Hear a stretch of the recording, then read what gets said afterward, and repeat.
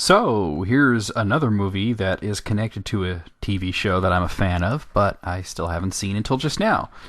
Batman and Mr. Freeze Sub-Zero is the second and final animated film based off of Batman the Animated Series, and although it never got a sequel, the planned sequel was scrapped in favor of a Batman Beyond movie, and its story eventually turned into the Arkham Asylum video game, if you can believe that.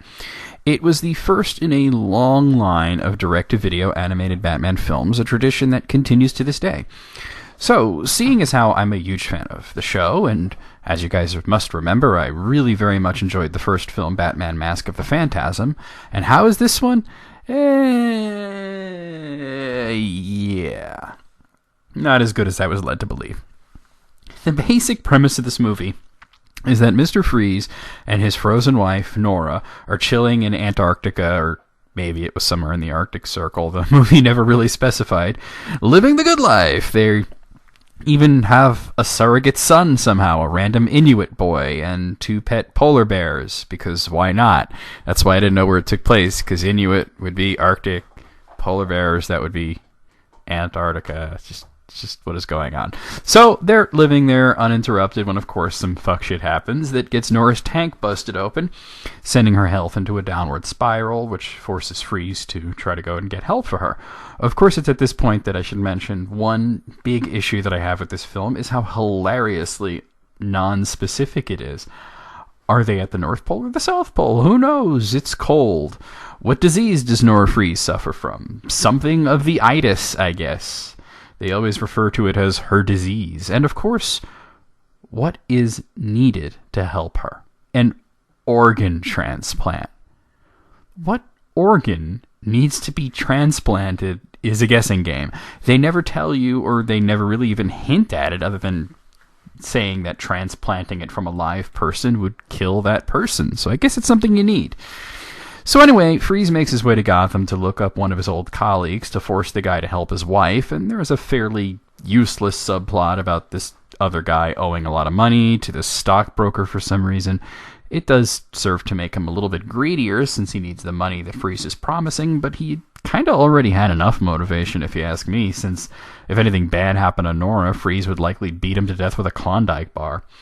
So, of course, there's no dead organ donors to get this mysterious organ from, so Freeze is just like, well, let's just kill some asshole and take their organ. So they set their sights on Barbara Gordon, who has the right blood type, because why not? The entire kidnapping scene is hilarious. I mean, you'd think that it would be pretty hard to kidnap someone who is also Batgirl, but they mainly do this by threatening to hurt her date, forcing her to go with them. Of course, the writers seem to have forgotten that her date was Robin, and he shouldn't have been so useless, but whatever. So now, have you noticed that I haven't mentioned Batman yet? There's not a lot of Batman in this movie. Batman, of course, becomes involved when Barbara is kidnapped, and he attempts to track her down, pretty quickly realizing that Mr. Freeze is behind it, and he finds his lair. So, of course, they haven't managed to harvest her whatever yet, since Barbara is kind of tough to hold down since she's Batgirl. But here's where I have to bring up my second major issue with this film. We get to see Barbara in costume as Batgirl for like less than a minute. And then she changes into a dress, and she goes to a party, and then she goes out on a date with Dick.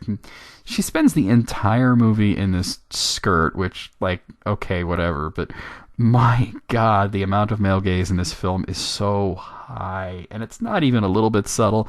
It's the highest that I've ever seen in a superhero movie, and yes, I'm counting Catwoman in that.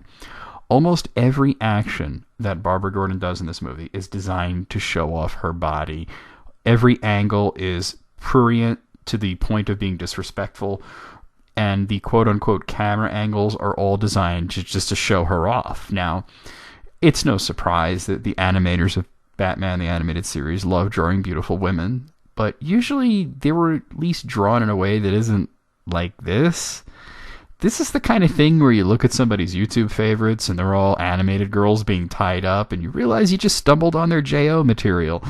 It's actually kind of fucked up, and it took me out of the movie. It's not subtle. You'd see Batman and Robin run by in an action scene, their entire bodies would be in frame, and then Barbara runs by, and suddenly the quote-unquote camera, I mean, it is an animated film, is zoomed in on her legs. I guess Maybe one day we'll get a Batgirl in a movie where she isn't just spank bank material, but it isn't this one, sadly. So, Batman and Robin save Barbara from getting her gizzard removed. Mr. Freeze has an obvious not death, and then everything blows up. And I'm left wondering how a movie that's only slightly over an hour long could feel like it's been playing for 8 years.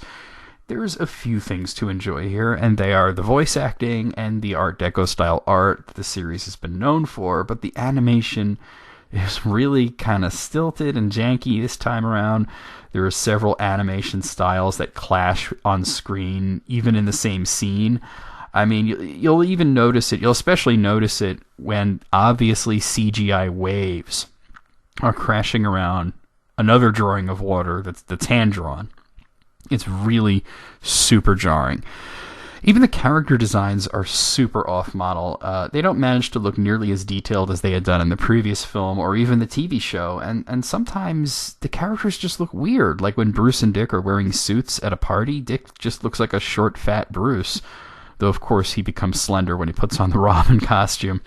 So, overall, the movie was a huge disappointment. And really, I'm unsurprised that a third one never got made. But I'm also surprised that this one is so highly regarded in general. I really don't know what you guys see in this one. I mean, yes, the animated series version of Mr. Freeze is easily the best version of Mr. Freeze, but there's not enough of a showcase on him in this movie.